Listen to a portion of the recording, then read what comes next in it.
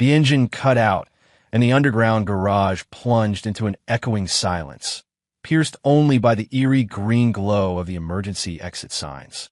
I just pushed my door open when a couple, locked in a desperate, frantic kiss in a shadowy corner, caught my eye. Their movements were so aggressive it made me cringe. Just then, a figure materialized beside me. A tall, striking woman, starting to walk right toward them. On instinct, I put a hand out to stop her. Hey, they're in the middle of something. You don't want to be a buzzkill. She turned her head, a faint, cold smile touching her lips.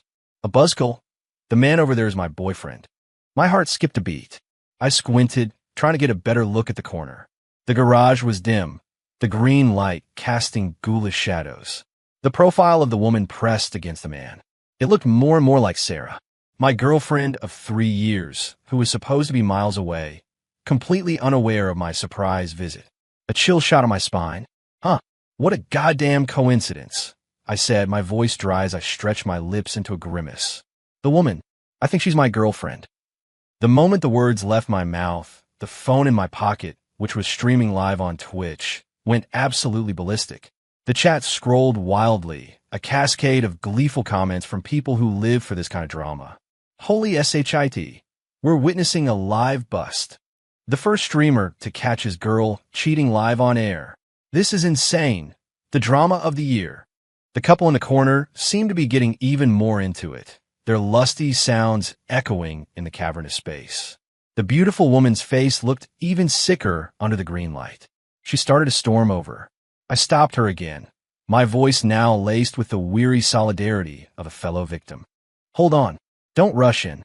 They don't deserve to get off that easy. She raised an eyebrow, her gaze sharp. I took a deep breath and held out my hand. Team up. Without a moment's hesitation, her cool fingers met mine. Chloe Vance, she said. Leo Evans, I replied. As my phone's camera silently recorded, and with our friends and a growing audience of strangers on Twitch as our witnesses, our newly formed revenge squad fanned out, a perfect pincer movement. Our target, the two ungrateful bastards in the corner. I walked straight towards Sarah. The second she saw me, pure shock washed over her pretty face. Leo, what? How are you? Before she could finish, I swung my hand and slapped her across the face with all my strength. The sharp crack echoed through the garage. Sarah's head snapped to the side. She clutched her cheek and shrieked, Leo, how dare you hit me? My answer was another, harder slap. The force of it sent her stumbling to the ground. She tried to curse me out, but I grabbed her by the collar of her shirt and delivered a rapid-fire series of slaps, her carefully maintained face quickly turning red and swollen. I'm a daughter of the Reed family. You touch me, and I'll make sure you can't survive in this city. She finally broke down, screaming threats. I gripped her chin, a cold smile on my face. The Reeds? I wasn't aware they had a daughter like you. She squinted, the green light finally allowing her to see my face clearly. Her bravado instantly vanished, replaced by a look of utter, disbelieving terror. Her voice cracked. Leo Evans. What are you doing here? Meanwhile, Chloe was being just as ruthless. The man, Mark, was already on his knees, his hair clutched in her fist, whining in pain and begging for mercy. A misunderstanding. It was all a misunderstanding. I wasn't thinking straight. Seeing Mark getting roughed up, Sarah scrambled to her feet like a madwoman and lunged at Chloe, trying to protect her new flame. The two women started wrestling, and the scene descended into total chaos. I was about to step in and help when the piercing wail of police sirens grew closer. That coward Mark had shakily called 911. Hello, police. Someone's tried to kill us in the Grand Horizon Tower parking garage. The cops arrived quickly, surveying the chaotic scene of two women fighting over one man. The lead officer rubbed his temples, his voice dripping with exhaustion. You guys again? A lover's quarrel, is it? All right, everyone's coming with me down to the station to cool off. Several pairs of gleaming silver handcuffs came out. It was 3 a.m. when I walked out of the police station. The night air was cool, thick with a lingering sense of absurdity. So what's the end of love? It's a courtroom. It's a restraining order. It's a plaintiff and a defendant. It's a clogged drain, a pressure cooker, a septic tank. It's deleting, blocking, and never speaking again. In love, you get undressed. Out of love, You get to post. In love, let's build a life together. Out of love, let's split the assets. In love, poetry and promises. Out of love, police reports and perjury. I had just ended the Twitch stream that had captured the whole messy affair when I heard a sharp slap nearby. It was Mark. His eyes were bloodshot as he stared venomously at Sarah. Fuck, I thought you were actually from the goddamn Reed family, he spat, his words spraying her face. Turns out you're just some broke wannabe. Sarah clutched her cheek, firing right back. And what are you? Some kind of prince? You're nothing but a kept man living off women. I don't care. Leo dumped me. So you have to take care of me now. Take care of you? Mark laughed, a bitter, angry sound. He jabbed a finger at her. What about the tens of thousands of my money you spent? You're going to pay that back? Or should I just report you for fraud? They went at it like fighting cocks, shoving and grabbing each other right outside the station, spewing profanities that made the officers on duty poke their heads out to watch. Watching these two scumbags tear each other apart, I felt nothing. It was almost comical. I pulled out my phone, recorded the delightful scene, and opened up the notorious confessions board in the Northwood University Student Forum. My fingers flew across the screen. Title, Straight A, Student Cheats with Millionaire Busted in Massive Romance Scam. Aftermath of the garage makeout session. I attached the freshly recorded video. After a moment's thought, I added another post below, frowny face hiring, seeking a new kitten. Base salary $3,000/week. Make me happy, get a $1,000 bonus. Resumes to email. The forum instantly exploded. The comments section was a wildfire. Holy shit. Front row seat for the tea. This billionaire dude is a legend. Billionaire, look at me. I'm great with household chores, and I bring my own loofah. Pick me, pick me. I have abs. I hit the gym 7 days a week, for exercise only. Guaranteed to make you happy. Bro, don't be so strict about gender. A bro can be a kitten too. Dude, sometimes you just think you're straight until you find the one. I watched the comments flood in, my shoulders shaking with laughter. This world was so surreal and yet so predictable. As I was enjoying the show, a force suddenly clamped onto my leg. I looked down. It was Sarah. Leo, it was all my fault. I was bewitched by that bastard. He tricked me. Please, just give me one more chance. She looked up, her swollen face contorted into a pitiful expression. A wave of intense revulsion washed over me. I yanked my leg back, flinging her away without a shred of pity. Get the hell away from me. I have an allergy to trashy women. I can't breathe when you're near. Seeing my resolve, Sarah's face twisted. She turned her fury on Mark, screeching at him to pay her back immediately. Mark, of course, refused. The two of them started brawling again right there on the steps of the police station, tearing and cursing at each other in a truly pathetic display. Soon enough, a grim-faced officer came out and dragged them both back inside like naughty children. Truly, you reap what you sow. I shook my head and walked toward my dad's Cadillac Escalade, a beast of a car he jokingly called the Throne. Just as I pulled the door open, a slightly husky female voice called out, "Hey, billionaire." It was Chloe. She was leaning against a wall, her face pale under the streetlight. Her clothes were a bit torn from the earlier fight, giving her an unexpectedly beautiful, broken look. Are you still looking for a girlfriend? I raised an eyebrow, sizing her up. 5'9", with sharp, defined features. Her eyes, tilted slightly upward at the corners, were classic doe eyes. Her figure was stunning, curvy and powerful even under the ripped blouse. I couldn't help but snort. Sorry, I'm only looking for a kitten. Chloe blinked, her tone taking on a deliberately innocent quality. I just turned 20. Her just turned 20 line threw me for a loop. Are all kittens this straightforward these days?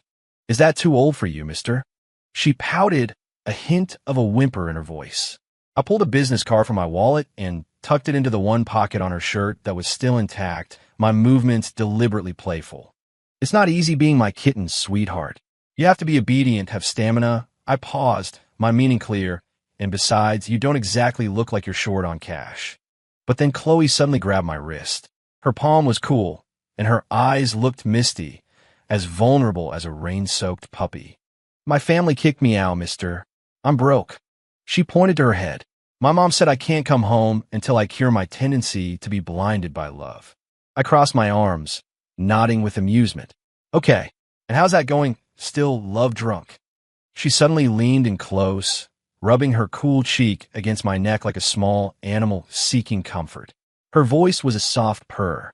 Mister, the way you slapped Sarah earlier. It was so hot. I think my love sickness is coming back. I laughed and gently pushed her away. TSK. Serves you right. Have fun living on ramen. She didn't seem offended.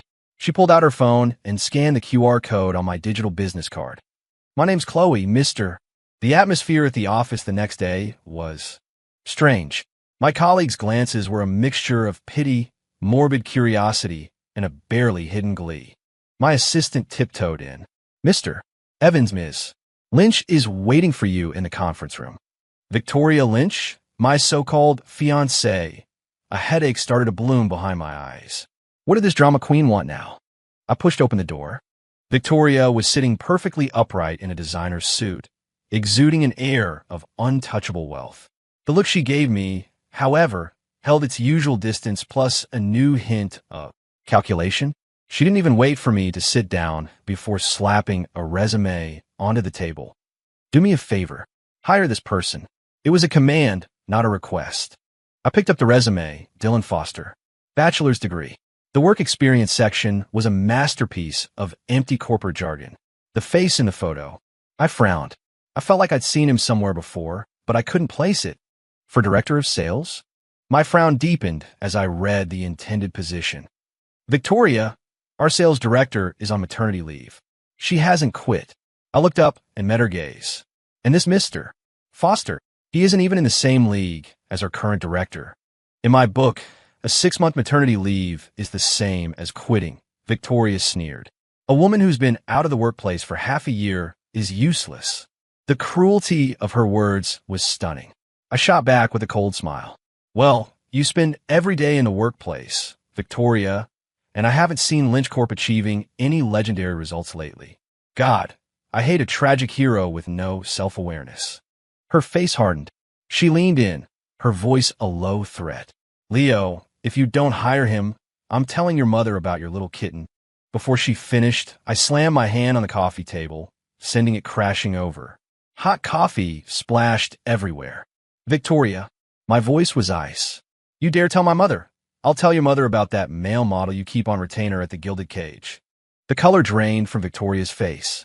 She might be the sole heir to the Lynch fortune, but her family was old money, obsessed with reputation.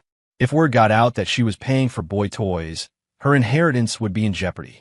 She glared at me, her teeth clenched. Leo Evans, just you wait. During the interviews for a new junior sales position that afternoon, I wasn't surprised to see Dylan Foster. Under a barrage of sharp, professional questions from HR, he stammered and contradicted himself before his eyes actually reddened, and he started to quietly sob. I'm sorry. I'm just so stupid. I don't know anything. The HR manager gave me a completely baffled look and mouthed, Sir, we have interns tougher than this. Follow procedure. If he doesn't make the cut, he doesn't make the cut, I said, my face a mask of indifference. But my eyes kept drifting to Dylan's face. That feeling of familiarity was maddening. Where the hell had I seen him? After the interview, Dylan cornered me by the door, grabbing my sleeve. His eyes were red-rimmed, his voice full of wounded accusation. Ms. Lynch said, she said I could get a job at your company. I smoothly removed his hand from my arm. We'll be in touch within 3 business days, I said, my tone clinical. Dylan's face instantly brightened, and he walked away with a cheerful smile. 3 days from now. He wouldn't be getting any offer from me. Time seemed to fast forward. Chloe would text me occasionally, her messages playful and flirtatious, but most of my energy was consumed by the endless fires at my own company. After her failed attempt to place her lover, Victoria seemed to have retreated. But her boy toy, Dylan Foster, was on a rocket ship at Lynch Corp, rising from a junior clerk to director of business development. I heard this new director Foster wasn't doing much actual work. All his energy was focused on his office romance with Victoria. To broadcast their love, Dylan organized sappy, cringeworthy romantic rituals every evening, and the kicker was he was paying for it all by docking it from the Employee Benefits Fund. That was the last straw. The employees at Lynch Corp were in open revolt, and morale had collapsed. By the time I heard the news, a number of Lynch Corp's top talents had already jumped ship to my company. These people came with real skills and a deep-seated hatred for Dylan Foster. They single-handedly boosted my quarterly performance by a huge margin. The day the quarterly report came out, the hard data must have finally shocked Victoria out of her love-drunk stupor. She stormed into my office, her assistant trailing behind her. Leo, her heels clicked against the floor like she was trying to drill holes in it. I leaned back in my chair, my gaze drifting to the man behind her, Dylan, his eyes red as a rabbit's, looking every bit the victim. What do I get? I chuckled softly. Victoria, your top talent voluntarily came here to shine. Isn't that because they couldn't see any light over at your place? Dylan chose that moment to interject, his voice thick with fake tears, his performance utterly convincing. Mr. Evans, Lynch Corp is at a critical moment in choosing its next heir.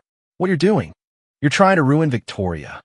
With that, he dropped to his knees with a thud, wailing, I know you're doing this because of me. It's my fault Victoria is with me. Come after me. Don't take it out on her. I'm begging you. Victoria immediately rushed to his side, full of concern. Dylan, don't you kneel to him. A cold-blooded person like him isn't worthy. Watching this melodramatic performance of undying love, I just felt sick to my stomach. Victoria, I said, my smile gone, my voice cold. Instead of wasting your time with this soap opera, maybe you should go back and investigate what great deeds your precious Director Foster has been up to at your company. I caught the flicker of guilt in Dylan's eyes. Victoria might be blinded by love, but she hadn't been a CEO for years for nothing. She had some business sense. Dylan had clearly been digging holes for her behind her back. Victoria's expression shifted. With a final huff, she pulled the still sobbing Dylan to his feet and left. Finally, some peace and quiet. Not 2 minutes later, my office door creaked open and Chloe poked her head in like a curious cat.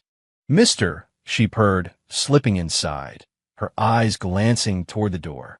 Was that Victoria Lynch? Yep, my only fiancée, I said, rubbing my temples. A flicker of surprise crossed Chloe's face. She moved closer, her tone half joking. Mister, you're not actually going to marry her, are you? I gave her the short version of the whole mess. A drunken truth or dare game between our mothers, the absurd childhood engagement pact.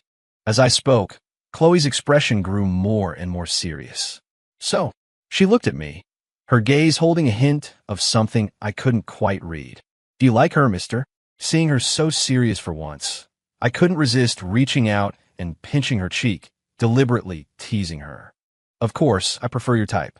Sweet and good at making a guy feel better. The words were half true, half playful. Chloe blinked and quickly changed the subject, but I saw something else hiding in the depths of her eyes. Victoria, as expected, went back and conducted a thorough, month-long investigation. The results were predictable. Dylan's great deeds were enough to fill a textbook on how to destroy a company from the inside. I heard she had a massive fight with him, but whatever magic spell he had cast on her held. It didn't break up. The next time I saw Victoria was at my company's quarterly success party. She was as radiant as ever in a couture gown, holding a glass of champagne, her presence commanding the room. But this time, her attitude toward me was completely different. Victoria stood up, deliberately humbling herself in front of all my guests. Her tone was full of practiced apology. Due to some past misunderstandings, Mr. Evans and I had a falling out that affected our business partnership. On behalf of Lynch Corp, I'd like to drink 3 glasses as an apology to Mr. Evans. And she did, downing 3 glasses of champagne in quick succession. After that, she began toasting me repeatedly, her words dripping with an intimacy that suggested we were the most devoted couple, as if our previous conflict had never happened. Given the public setting and our sham engagement, I had no choice but to play along. Victoria was a skilled drinker. Before I knew it, I was feeling dizzy, my vision blurring at the edges. Leo's had too much to drink. Victoria's voice cut through the haze, full of unchallengeable concern. I'll take him home to rest. She moved in, supporting my unsteady frame. Everyone there knew our story. No one stopped her. Victoria half-dragged, half-carried me into the back of her car. The door closed, shutting out the noise of the party. She didn't start the car. Instead, she leaned over me, her alcohol-laced breath hot on my face. Her hands started roaming my body as she muttered, almost to herself, "Leo, you have to marry me. Marrying you is the only way my position will be secure. I know I was wrong. From now on, I'll only be good to you." My stomach churned. I tried to push her away. "Victoria, our engagement, it's been over for years." "No." She grabbed my hand, a crazed, desperate look in her eyes. "As long as you marry me." Her words were cut off by a loud bang. The car door was ripped open from the outside. "Victoria, you animal." It was Chloe's furious voice. She appeared like a guardian angel, yanking Victoria off of me. In that moment, a wave of profound relief washed over me. Thank God, she was here. The alcohol finally won, and my world went black. When I woke up, bright sunlight was streaming through a massive floor-to-ceiling window. I was in an incredibly soft, comfortable bed, the master bedroom of my family's sprawling mansion. From downstairs, I could hear the faint sounds of a heated argument. I rubbed my throbbing temples and walked out, looking down from the second-floor railing. Damn, the living room was a war zone. My mother's face was livid as she pointed a finger at Victoria. Standing next to Victoria was the cause of all this, Dylan, looking like a wilting flower on the verge of tears. Victoria's father, my Uncle Lynch, was so furious he had actually slapped his daughter across the face. "You disgraceful thing. You're engaged, and you pull a stunt like this." After getting slapped, Victoria's eyes darted up and saw me. As if grabbing onto a lifeline, she shot back, "Dad, you think he's some kind of saint? He's keeping a woman on the side, too." Swish. Every head in the room snapped toward me. My face went cold. "Victoria, are you really trying to burn everything down?" My mother's sharp gaze landed on me. I dug my nails into my palm, suppressed my anger, and put on an expression even more innocent and wrong than Dylan's. "Victoria, you need evidence to make claims like that. Are you just going to slander me? You say I have another woman. Where's your proof?" We had always had a don't ask, don't tell policy. She had nothing on me. The living room fell silent. Victoria was clearly stumped, her face turning pale. In that tense silence, Dylan, who had been quiet until now, spoke up timidly. I have proof." My heart lurched. I watched as Dylan took out his phone and made a call. 10 minutes later, the front door opened, and a familiar figure walked in. It was Sarah. The moment Sarah entered, she started bowing and scraping to my mother, her face plastered with a sycophantic smile that had none of her former college girl innocence. "Hello, ma'am. I'm Leo's girlfriend." My mother's face turned absolutely thunderous. "Leo," she roared, "get down here now." I dutifully walked downstairs, my scalp tingling. This whole situation was beyond absurd. "Is she your girlfriend?" my mother demanded, pointing at Sarah. "Ex-girlfriend," I corrected calmly. "We broke up a long time ago." Dylan immediately chimed in, his voice full of tearful indignation. "Ma'am, you have to stand up for Victoria. It was Leo who was cheating first, Victoria.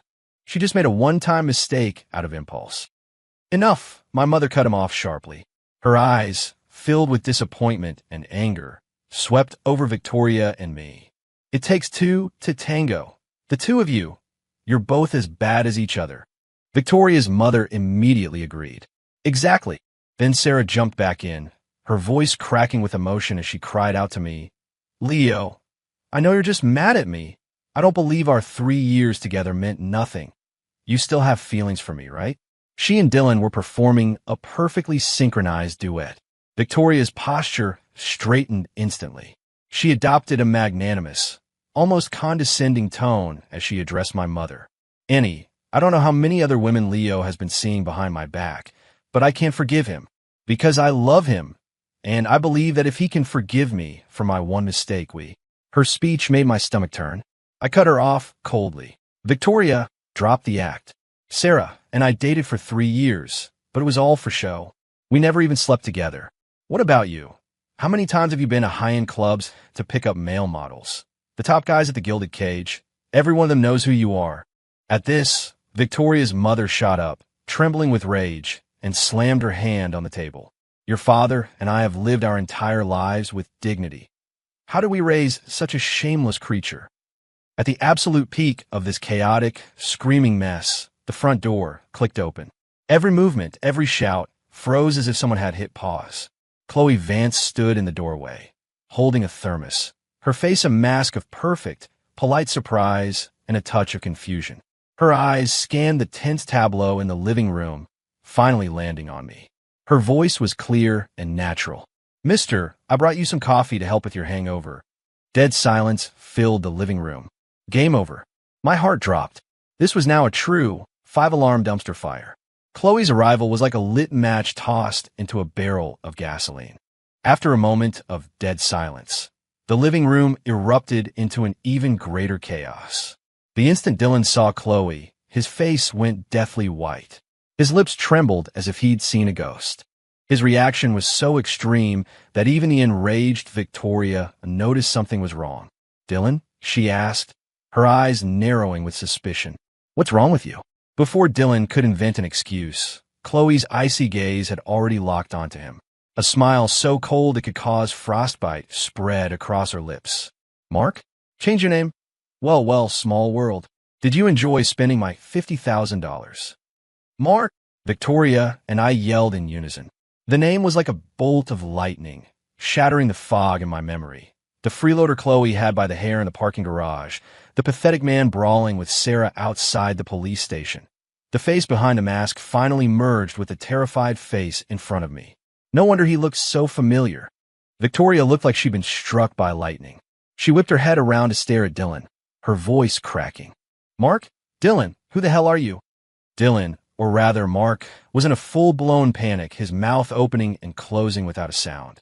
Chloe advanced on him, her voice low but every word a dagger. "He's Mark Chun, the online scammer who conned me out of 50 grand using a fake identity. Ms. Lynch, your taste in men is truly one of a kind." The living room exploded. The information overload was too much. My mother and Victoria's mother stood with their mouths agape. Uncle Lynch looked like he was about to have a stroke. Only me, watching this utterly ridiculous scene unfold, couldn't help but let out a low laugh. Not even the most hackneyed soap opera writer could come up with this stuff. Chloe immediately turned to me. Her helpless puppy looked back in full force. "Mister, are you disgusted with me now?" I pushed away her attempt to lean on me, my tone dripping with theatrical mockery. "Being love-drunk is an illness, sweetheart. It needs to be cured. Time to go live on ramen." Chloe just blinked, her gaze stubborn. "I'm only love-drunk for you, mister." Mark Dylan finally snapped out of his terror. Grasping at straws, he scrambled toward the nearest person, Uncle Lynch, and started wailing. "Mr. Lynch, you have to help me. Victoria and I are truly in love. It's them. They conspired to frame me." He pointed a shaking finger at Chloe and me, a master of twisting the truth. Victoria's mother could no longer contain her fury.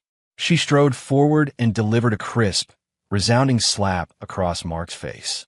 "Get out! All of you get out!" she screamed, pointing at the door, her whole body shaking.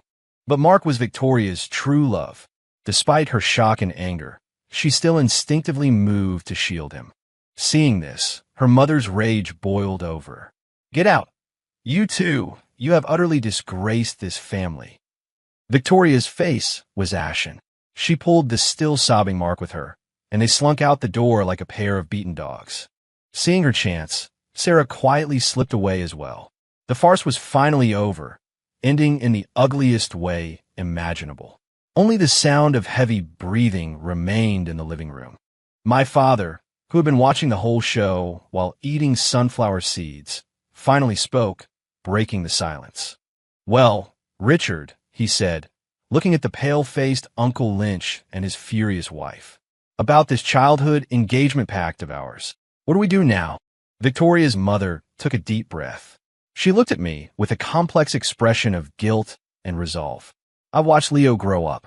He's like a son to me." She paused, her tone firm and final. "That girl, Victoria, she doesn't deserve him. The engagement is off." My eyes lit up. It's off. The chains that had weighed me down for years suddenly felt loose.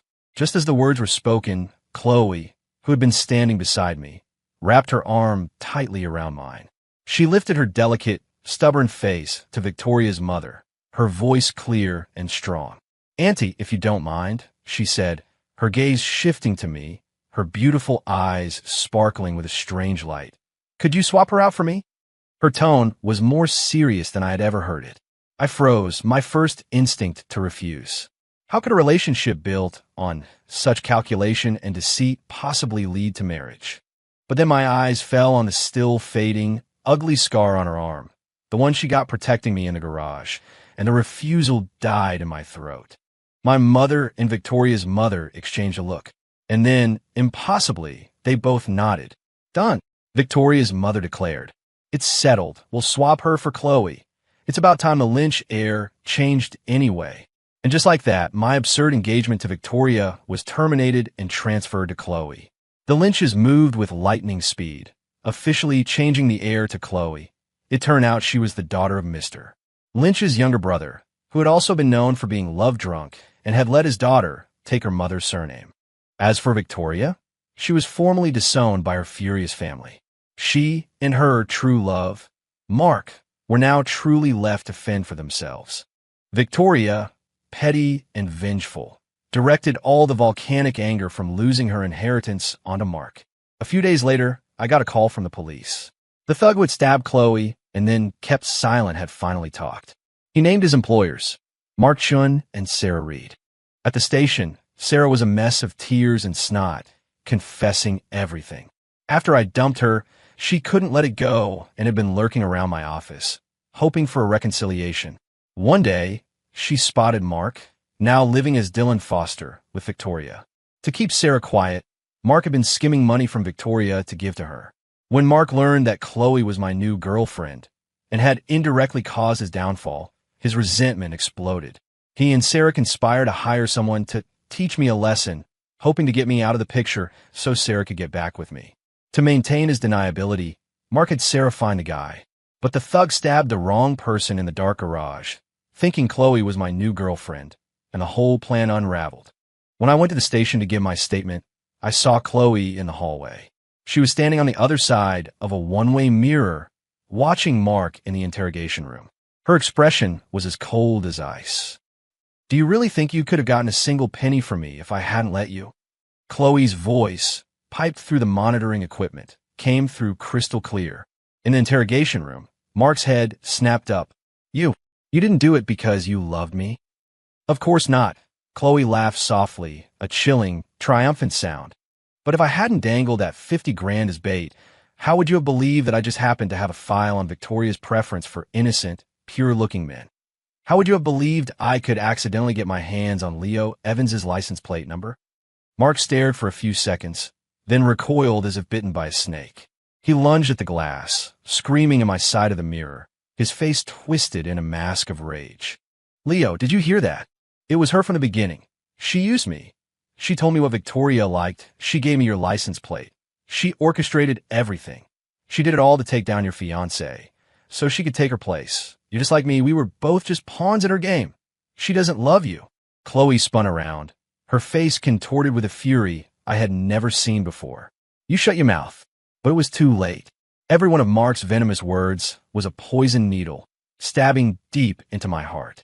I turned and walked out of the police station without looking back. I heard hurried footsteps behind me. "Mister, let me explain," Chloe cried, trying to grab my hand. I shook her off violently, my eyes fixed straight ahead, my voice as cold as a Siberian wind. "Don't touch me." Once planted, the seed of doubt grew into a towering tree in an instant. I went to Victoria's mother, casually asking about Chloe being kicked out of her home. "Oh, that girl," she said, trimming her roses nonchalantly. "She gave that scammer tens of thousands of dollars. We were furious soys. We threw her out, but we never cut off her allowance. We just wanted to teach her a lesson." She put down her shears and gave me a long, meaningful look. "That girl has been clever since she was a child. She majored in psychology in college. Her mind is sharper than a tack. Leo, you be wise to keep your guard up." Her words were like a bucket of ice water, extinguishing the last flicker of hope in my heart. I maintained a polite smile, but inside, I felt a deep, chilling cold. After that, Chloe tried to reach me many times.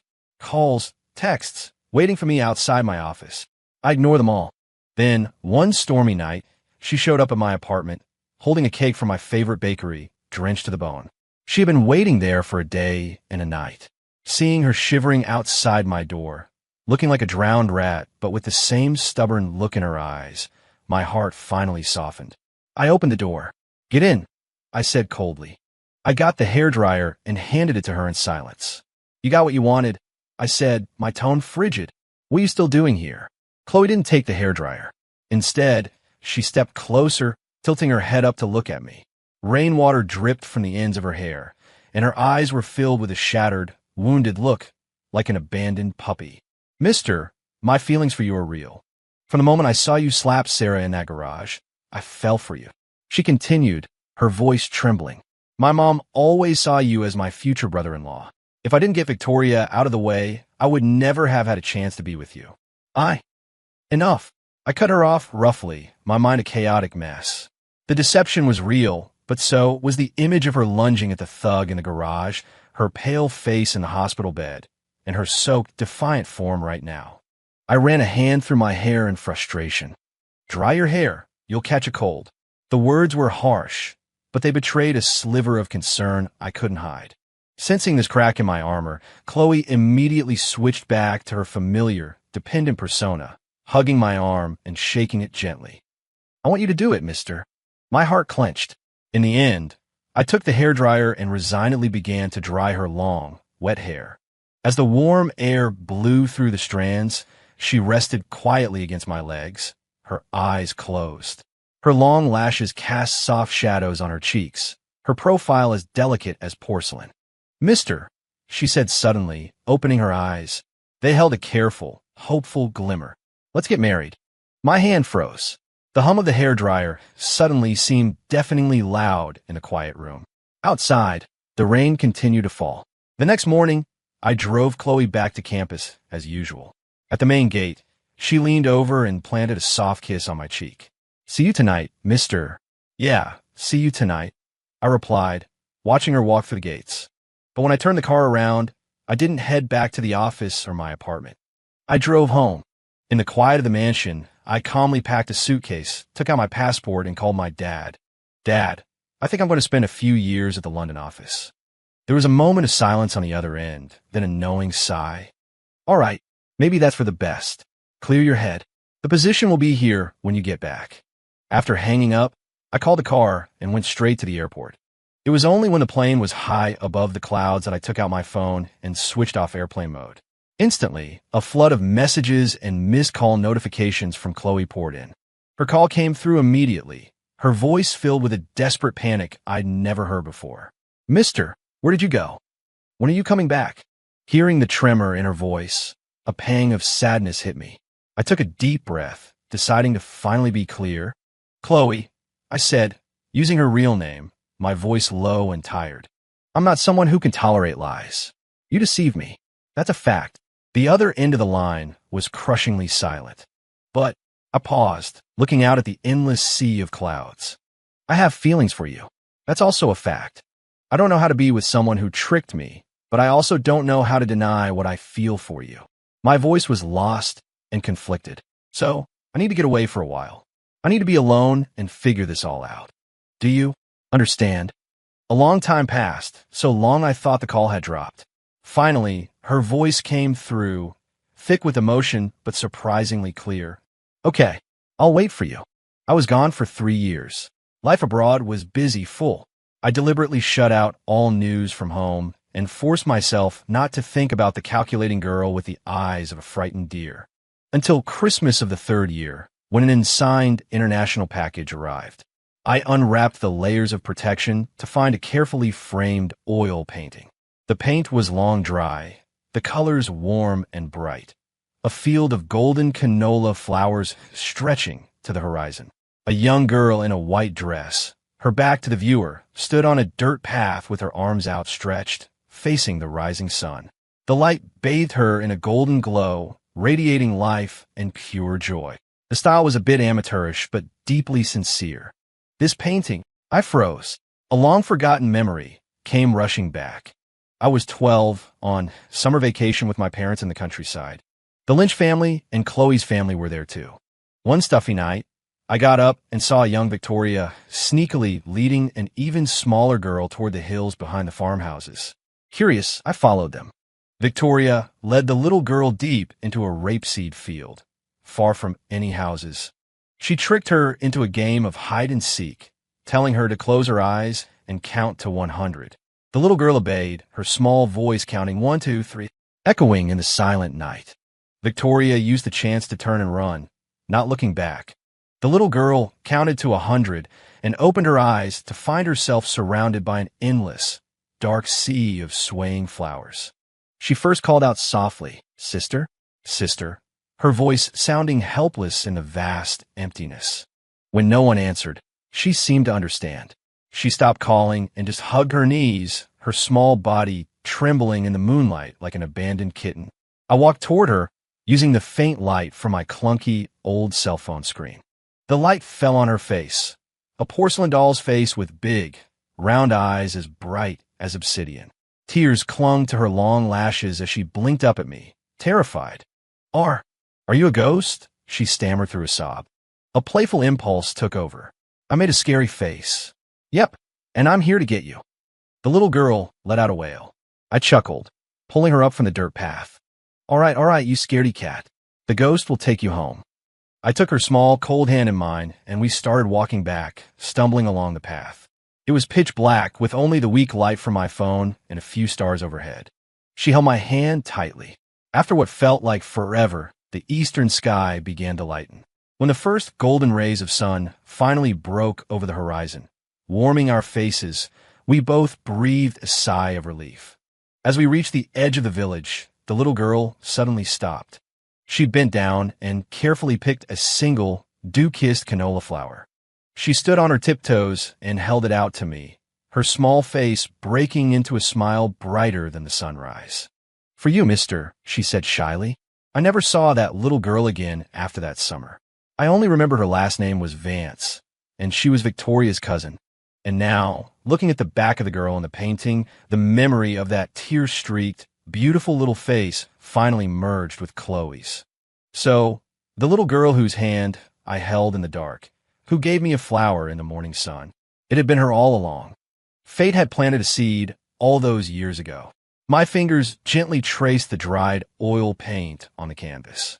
The bright colors seemed to hold the warmth of the sun, reaching across time and space to melt the last bit of ice around my heart. The following spring, I boarded a flight home. The plane landed in the early morning, a light mist still hanging in the air. As I walked through the arrival's gate, pulling my suitcase, I saw her immediately. Chloe was standing in the crowd, dressed in a simple white shirt and jeans, looking tall and slender.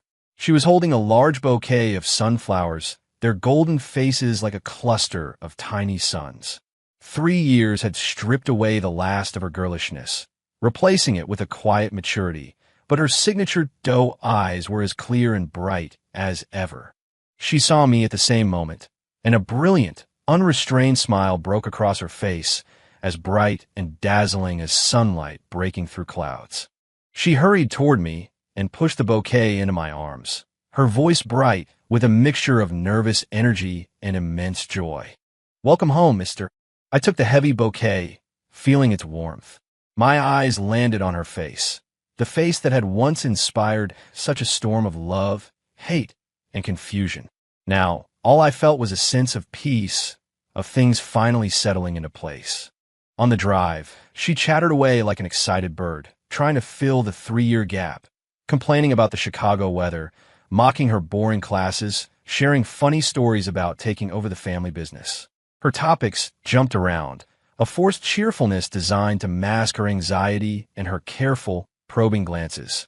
She kept looking at me, as if to confirm I was really there. We drove aimlessly through familiar streets. The early spring wind was cool, but held a promise of warmth. The trees lining the roads were sprouting new green buds. Sunlight danced across her focused profile through the car window. Neither of us mentioned the past. Not the deception, not the scheming, not the painting that had changed everything.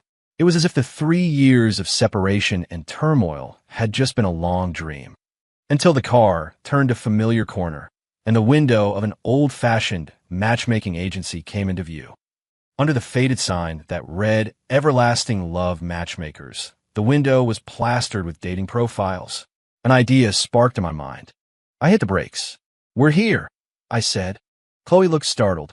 She glanced at the matchmaking agency, then back at me, her eyes wide with confusion and a flicker of disbelieving hope. "Here?" she asked softly, her fingers unconsciously tightening on her seatbelt. I unbuckled my own seatbelt and turned to face her, looking calmly and seriously into her beautiful eyes. 3 years, thousands of miles, all the lies and schemes, all the conflict and longing, all the doubt and forgiveness. It all settled in that one deep look. "Yeah," I said, a real, relaxed smile finally reaching my lips. I held out my hand to her. "Let's go in. Ms. Vance, would you be interested in filling out a form with me?" The morning light was perfect, streaming through the window and enveloping us in its gentle glow. She stared at my outstretched hand, and her eyes began to light up brighter and brighter, until they seemed to hold all the stars of spring. She didn't say a word. She just reached out and, without a moment's hesitation, placed her hand firmly in mine.